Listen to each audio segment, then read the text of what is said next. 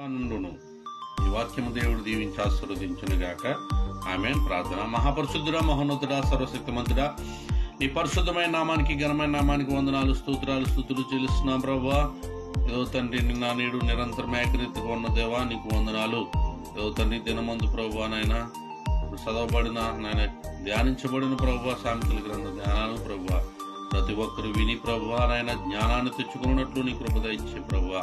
విని ప్రతి ఒక్కరిని మీరు దీవించండి, ఆశీర్వదించండి. వారి కుటుంబాల్లో నాయన ఎటువంటి కొదువులు లేకుండా, ఎటువంటి ప్రభువా ఓ ప్రభువానైనా నేను సమస్యలు లేకుండా ప్రభువా, ఎటువంటి వ్యాధి రోగములు లేకుండా ప్రభువా నీవే కాపాడమని ప్రార్థన చేస్తున్నాం ప్రభువా.